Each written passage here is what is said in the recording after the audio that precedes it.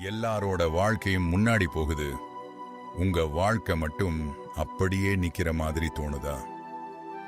கர்த்தர் இன்றி உங்களிடம் சொல்கிறார்.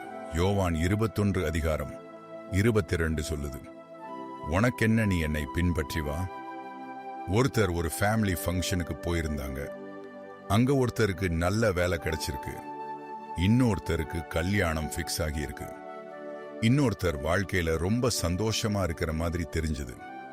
எல்லாரோட பேசிட்டு வீட்டுக்கு வந்தாங்க. ஆனா மனசுக்குள்ள மட்டும் ஒரு கேள்வி, எல்லாருக்கும் வாழ்க்கை மாறுது, எனக்கு மட்டும் ஏன் எதுவுமே நடக்கல? இங்கதான் இந்த வசனம் நேரா நம்ம வாழ்க்கைக்கு வருது. பேதுரு இன்னொருத்தரை பார்த்து, இவருக்கு என்ன ஆகும் என்று இயேசுவிடம் கேட்டப்போ, இயேசு அவரிடம், உனக்கென்ன, நீ என்ன பின்பற்றி வா என்று சொன்னார்.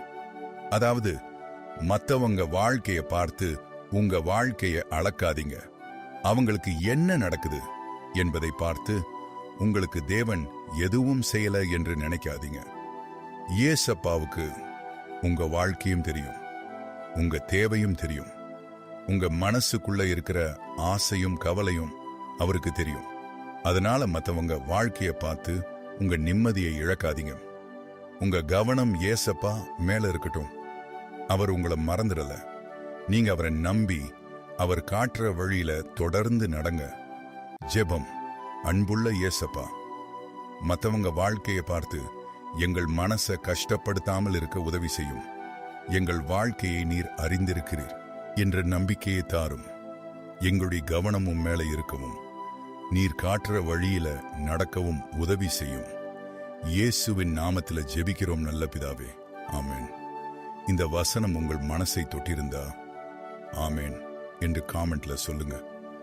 இந்த வீடியோ மத்தவங்க வாழ்க்கையை பார்த்து மனசு சோர்ந்து போன யாரோ ஒருத்தருக்கு தேவன் கொடுக்கிற ஆறுதலா இருக்கலாம். அவர்களுக்கும் ஷேர் பண்ணுங்க. ஒரு ஷேர் கூட ஒரு வாழ்க்கையை தேவனிடம் நெருக்கமாக கொண்டு வர தேவன் பயன்படுத்தலாம். கர்த்தர் தாமே உங்களையும் உங்கள் குடும்பத்தையும் ஆசீர்வதிப்பாராக. ஆமேன்.